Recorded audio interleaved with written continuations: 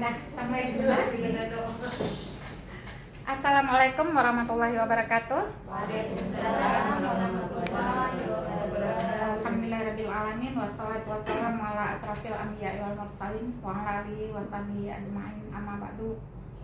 Puji syukur kehadirat Allah, alhamdulillah hingga detik ini kita bisa bernafas, menghirup udara bebas, dan tak hentinya kita mengaturkan rasa syukur kita pada Nabiullah Muhammad SAW yang telah membawa kita dari zaman jahiliyah ke zaman yang penuh dengan dunia literasi. Jadi ada sedikit semacam refleksi apa yang sudah kita lakukan hari ini dalam menghadapi akreditasi sekolah yang tadi pagi kita mengikuti bagaimana asesor datang, melihat, mengamati dan sebagainya.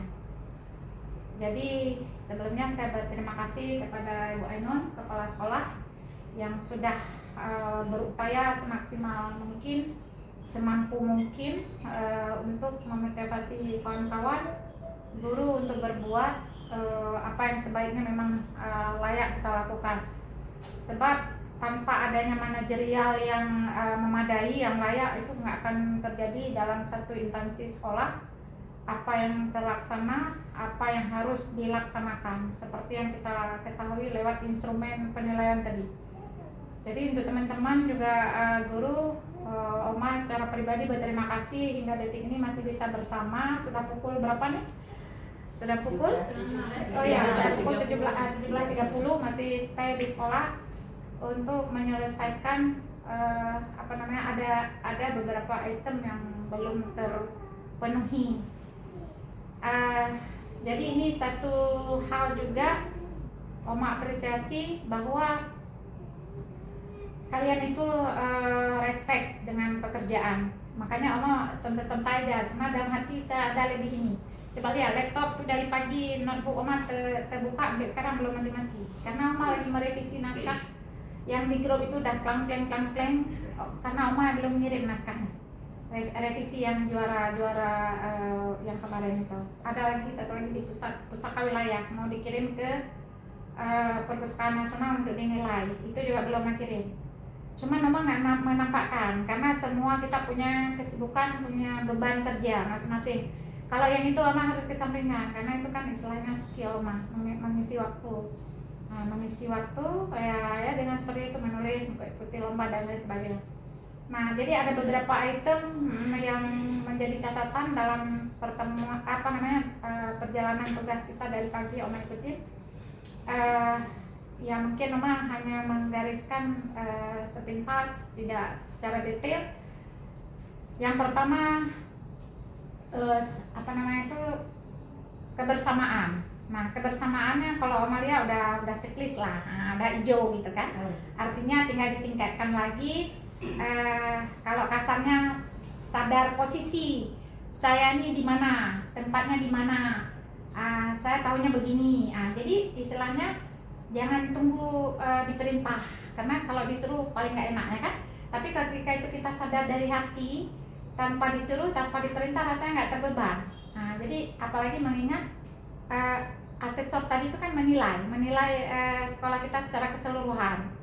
Jadi kita mengambil satu profesi adanya di TK Negeri 12 Banda Sakti. Disinilah bagaimana kita dapat menunjukkan pada tim penilai asesor itu sebagai kaki tangan dari nasional untuk melihat bagaimana kualitas terus loyalitas kita di sini sebagai guru. Nah, jadi untuk kebersamaan Oma ada checklist. Nah, kemudian ada hal lain, misalnya tentang rasa peduli. Mungkin rasa peduli itu perlu ditingkatkan lebih dalam lagi, lebih care lagi. Kenapa? Karena ketika peduli itu kita ya saya nggak menyebutkan secara detail, tapi saya melihat. Jadi nggak mesti disuruh, kita lihat. Itu kan pendidikan karakter yang juga harus kita jelaskan pada anak. Misalnya ada anak dia jatuh bendanya, jadi ada anak lewat aja, dilangkahin aja. Nah itu kenapa? Karena dia belum paham rasa peduli itu gimana sih. Disitulah tugas kita guru untuk, nak tolong ambil sayang. Itu supaya apa tujuannya? Supaya dia peduli sama orang lain. Jangan besok ada orang jatuh di depan dia sampai udah terguling-guling, dia lewat aja, dilihatnya aja, nggak mau peduli. Itu parah kan? Nah, jadi ada kisah mungkin beberapa tahun lalu saya bilang itu ada kandet. Dulu kan ada kepala pendidikan itu ada di tingkat kecamatan, namanya kandet, kantor departemen di kecamatan. Itu beliau itu orang Nutunkot, di belakang Polres. Dia waktu itu ke Jakarta. Nah, ketika itu entah beliau dari mana, entah mau pulang naik kereta api. Ketika naik kereta api, kita nggak tahu nih ceritanya. Kok anaknya udah susah? Kenapa ya ayah kok belum pulang-pulang? Udah malam gitu. Anaknya tuh melintas. Dia lihat tadi ada kecelakaan di rel kereta api. Sudah ditutup, tapi itu tadi tidak peduli. Akhirnya cari, dapat rumah sakit. Ternyata bapaknya tadi yang meninggal. Kecelakaan kereta api. Itu apa? Kalau karena di belakang Polres, kalau kenal mungkin beliau almarhum Bujroh Waktu Pak Ilyas namanya. Nah itu oma waktu itu masih ngajar di gedung. Dicerita sampai itu, begitulah nyesalnya anak.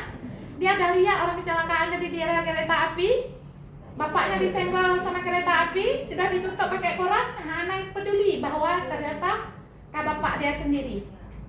Nah itu kan rasa peduli kan? Makanya itu rasa itu kawan-kawan saya mohon tolong lebih ditingkatkan. Ya dari kita bermula dari kita sendiri, kemudian kita terapkan kepada anak-anak. Terus ke teman juga, temannya tolong inilah. Jadi kita jangan itu lagi mungkin ya kita maaf ya nggak di sini. Lagi badannya pakai ngecok gerong. Sebenarnya kan gitu tidak berpikiran kita. Ketika kita minta tolong itu mesti mungkin kita sedang berpikir ada ini sana apa lihat, minta tolong itu ya ini, gitu dia. Kita juga ada semacam etikanya juga dalam meminta tolong. Jangan sifatnya kayak menyuruh gitu. Hai ngecok aja. Itu kan sifatnya kayak memerintah. Tapi dengan ada kata, tolong ambil, itu juga diarahkan kepada anak-anak. Tolong ambil itu, anak-anak juga, tolong angkat itu, tolong ayo bantu ibu, ayo tolong bantu ibu. Jadi anak-anak dibiasakan menggunakan kata tolong, ya. Jangan jadi dengan ada kata tolong, jadi tidak sifatnya memerintah. Jadi kalau udah tidak ada kata tolong lain rasanya. Hai ngecoknya deh, lain kan rasanya. Kayaknya memerintahkan gitu kan, tapi tolong ambil itu, tolong coknya. Jadi dengan ada kata tolong membuat rasanya kalau kita masa sih dan minta tolong nggak mau tolong kan gitu kan. Nah itu jadi istilahnya rasa peduli itu tolong ditingkatkan. Ya bermacam-macam lah apa yang terjadi di area kerja kita, entah kepala sekolah kadang sedang ngapain, bu sini saya bantu, atau bu apa bisa saya bantu, saya nggak ada kerjaan ya, gitu-gitulah. Jadi jangan kita biarkan aja, meskipun kepala sekolah nggak minta bantuan, tapi dari hati kita ya layaklah ini atasan kita, orang yang menilai kinerja kita dan lain-lain. Nah bu, sini saya bantu, mungkin ibu bisa yang lain gitu. Jadi ada hal merasa kepala sekolah juga merasa diperhatikan, atau kawan-kawan yang lain juga bisa, nggak ada salahnya sih gitu. Apalagi saya lihat TK dengan SD itu kan jauh banget bedanya. Ya meskipun TK itu memang dari mulai anak datang sampai dia pulang, jam kerjanya kan nggak lama, ya kan? Tapi ya kita nggak boleh lepas silap mata hati anak ke celaka, kalau jatuh dia kita masih di kelas, anak-anak kayak belum deh. Nah itu kalau saya bilang tuh harus waspada. Kayak tadi saya lihat, ini anak-anak semua udah lari, entah 3 atau 4 orang. Tapi ini gurunya mana nih? Saya langsung spontan, gurunya mana tuh anak-anak udah ke sana. Kenapa? Karena saya pernah jadi guru TK 1 tahun.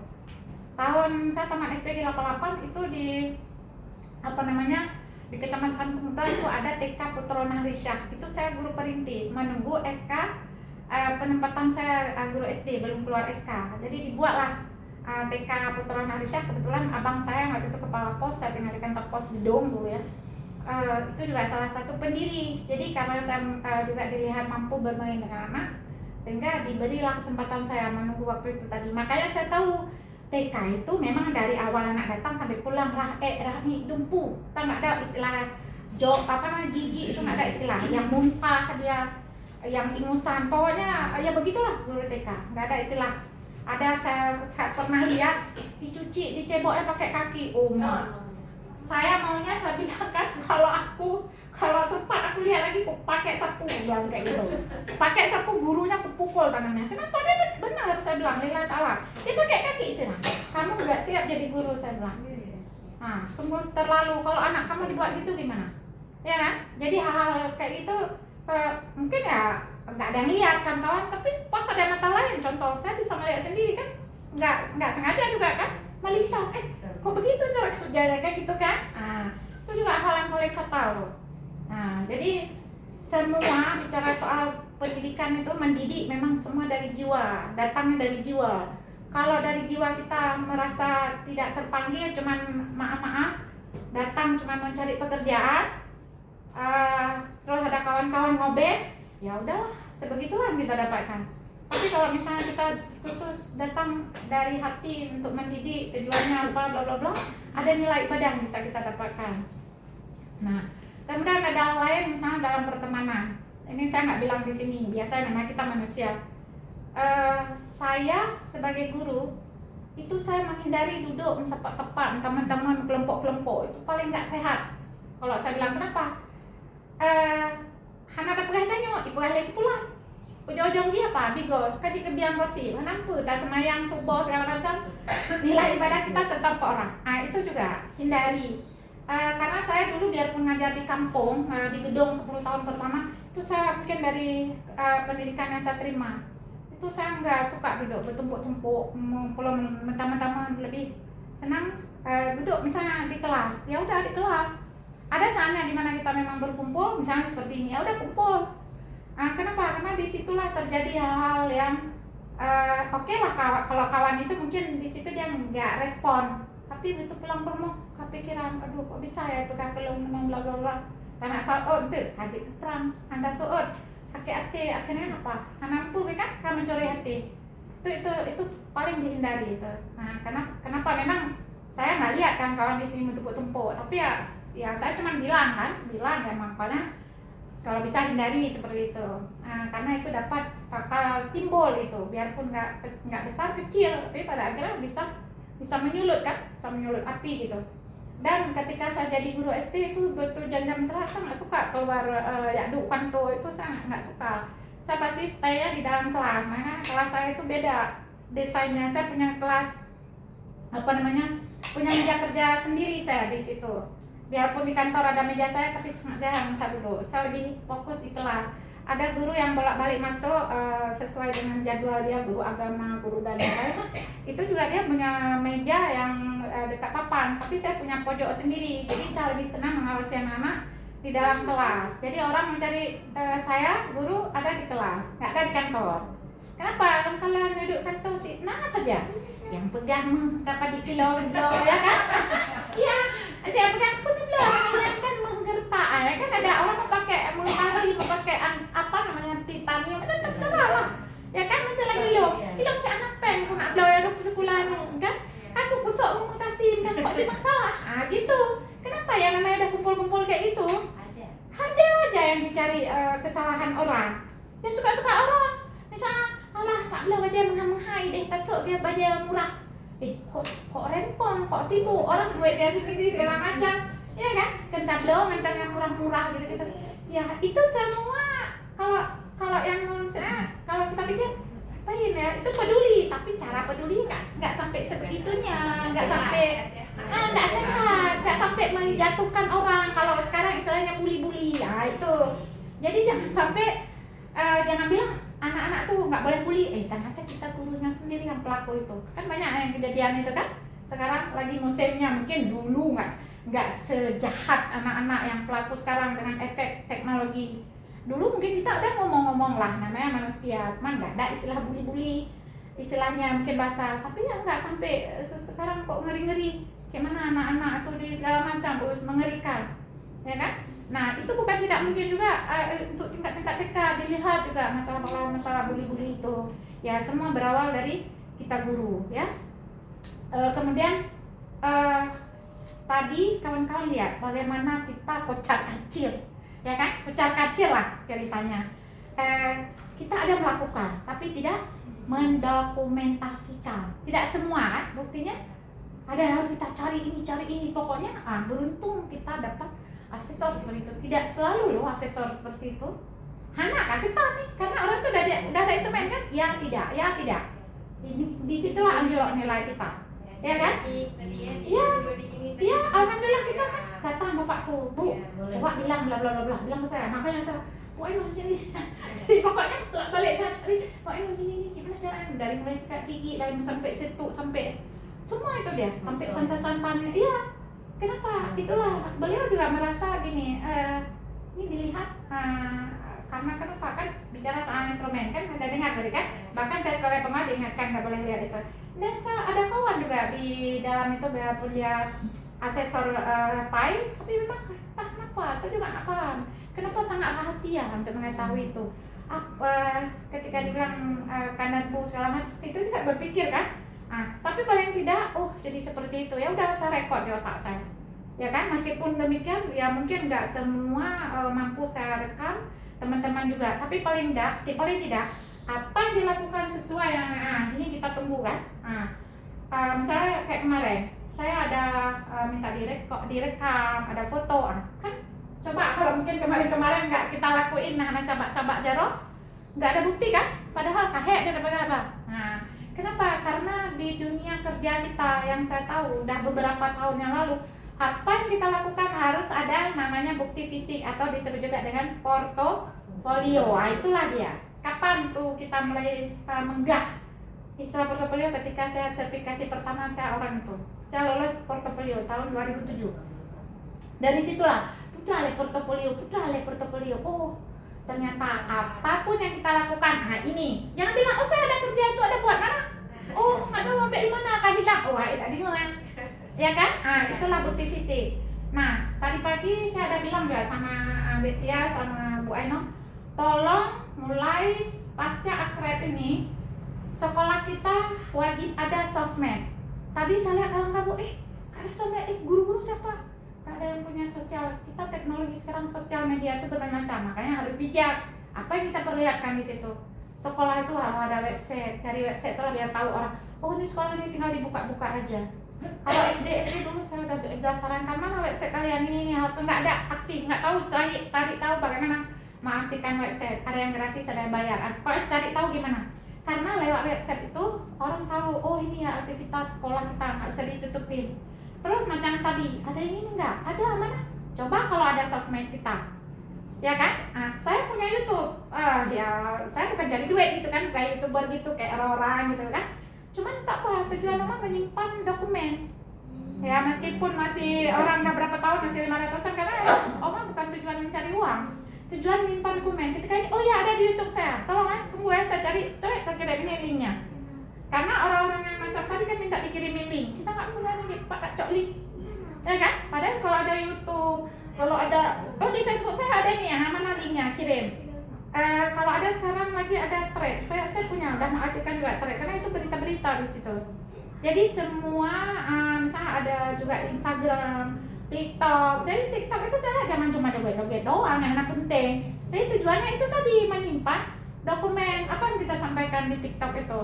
Kita mau mengangkat apa? Jadi ada satu keseluruhan kegiatan yang bermanfaat sesuai dengan profesi kita. Kalau saya mungkin gaya-gaya bangga-bangainan, lagu-lagu, naik-naik, bercerita tentang macam-macam, baju sapu. Karena kenapa?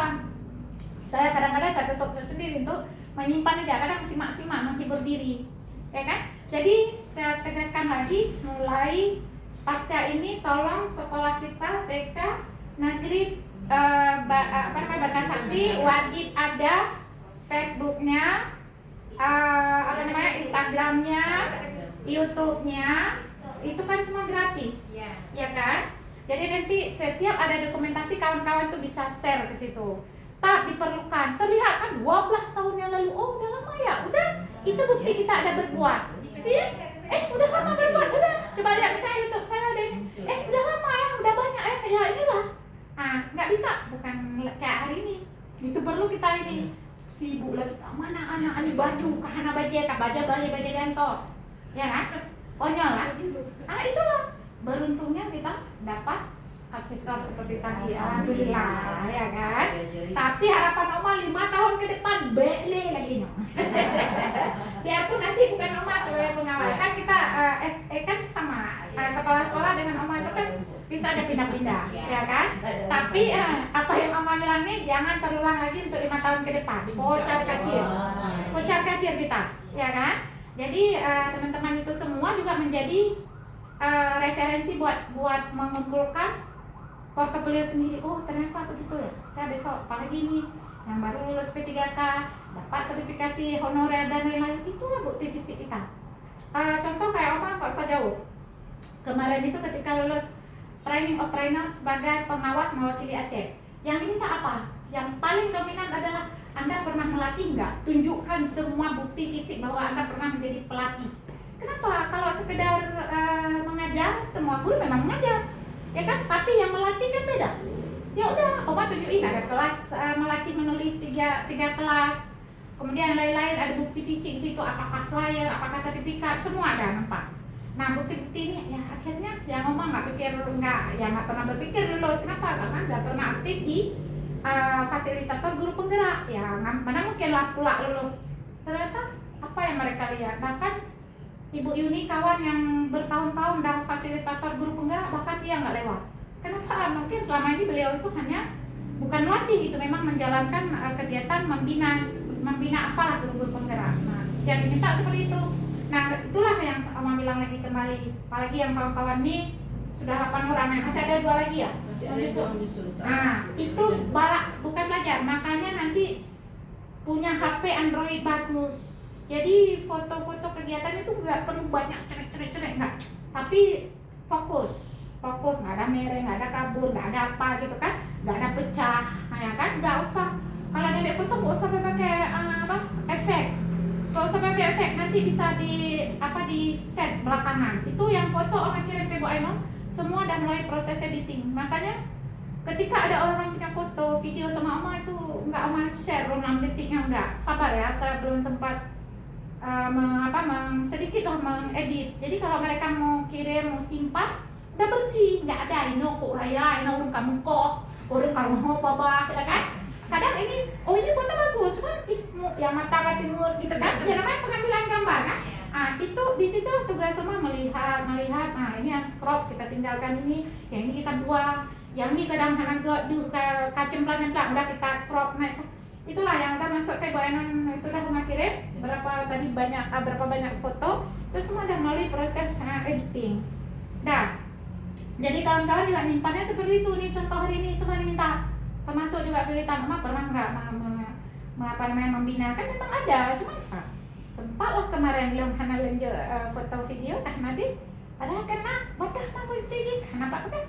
Nah ini udah saya kirim. Akhirnya nggak perlu banyak dia, karena orangnya juga ada takarannya berapa MB gitu kan. Nah jadi sekali lagi Oma bilang, apapun yang kawan-kawan kerjakan mulai hari ini pasca akreditasi, berdoa aja kita tidak di bawah, kan dulu dapat B, masa sih di sini udah ada bangunan sendiri, bukan B plus, berarti nggak ada, bukan surprise lah, minimal A, kalaupun nggak ada plus, anakku, ya kan? Itu kan harapan. Plus kok bisa. Itu tapi saya gini, tapi nggak perlu juga terlalu berlebihan. Kenapa? Kalau sudah dapat terbaik, kan hanya jauh bantuan deh. Ya sekolahnya mendung karena ya, itu harus tahu juga rahasianya. Itu harus tahu. Kenapa sekolah kami nggak dapat ini? Sekolah itu kan cukup bagus, mana pula dapat bantuan. Ini kami kayak gini. Sekarang di laporan ini. Makanya jangan dibuat terlalu sempurna maksudnya. Paham? Ada. Jadi kalau ada bantuan, ini nggak perlu lebih bantuannya, semua udah bagus, bla bla bla. Padahal faktanya protes aku kan bulan Pak, sekolah saya enggak. Begitu dicek, sekolah ibu semua udah sempurna. Enggak ada itu, kemana lapornya bagus semua. Makanya bukan tidak boleh, tetapi jangan sempurna.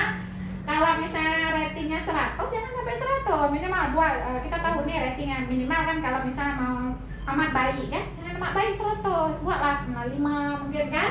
96, berarti ada sesuatu yang belum sempurna. Itulah yang namanya seperti yang saya bilang tadi, nggak boleh instrumen itu dibagi, supaya kalau dibagi kan ada yang bilang dari mana, dari Catra, dan nilainya ada 80-an, berarti karena lihat itu artinya nggak perlu lagi dia datang ke situ membina, nggak perlu. Itu maksudnya, yang kan kalau nggak tahu. Makanya dengan kedatangan beliau itu kan memberi masukan, sampai beliau itu kan bilang kok Oma, ada siapa-siapa berdua tadi ngomong, kalau sekolah binaan ibu mau cepat ini juga boleh, silakan, nanti tinggal berkabar aja. tapi kami harus buka baju asesor. Ngerti maksudnya? Beliau itu datang sebagai ya orang asesor tapi tidak dengan bajunya karena bukan SK. Tapi kita undang beliau sebagai ya orang biasa, tolong Bapak beri informasi apa yang kami siapkan menjelang misalnya 1 tahun, kan kita tahu kan akreditasi kita, ya ada pendampingan gitu kan untuk tahun sekian diprediksikan sekolah kami bakal ini. Jadi itu maksudnya. Jadi menyukai tepu awal kena instrumen kan tepu mah kata tepu guru kita baca guru udah kita siapkan checklist. Itu kan nggak benar juga gitu kan. Nah makanya sekali lagi harapan Oma, kawan-kawan ini tetap kompak, tetap saling membantu, saling peduli, saling mengingatkan untuk kebaikan-kebaikan dan tidak pernah bosan untuk berbuat ya lebih baik lagi lah dengan puas. Cuman kita berdoa aja untuk tugas hari ini kan. Saya juga, Oma sebagai pengawas juga bukan pengawasan sempurna. Justru yang Oma bilang dari awal, baru hari ini di TK Oma bina tahu udah dapat masuk akred, oleng-oleng lah, tanya sama kawan-kawan. Saya juga belum pernah katanya gitu. Ada yang udah pernah, udah pensiun, ya kan? Khusus TK nih ya. Kalau SD udah ada lah, anak sekolah udah tahu. Makanya Oma ngomong tadi dengan itu Pak, ternyata sangat jauh beda SD dengan TK. Ya jauh beda. Memang SD banyak gitu kan. Kalau tadi kan 26 ya. 26 item kan. SD banyak 30-an, tetapi enggak sedetail semenjelimet kayak tadi lah. Enggak tahu bilang. Ya seperti itulah beda-bedanya ya. Jadi mudah-mudahan kawan-kawan sehat semua, kembali ke rumah fresh dan ya sedikit merdeka. Ya kan? Merdeka dan tinggal berdoa semoga nilai-nilai kita nanti memadai dan sesuai harapan. Terima kasih, mohon maaf banyak kali kata.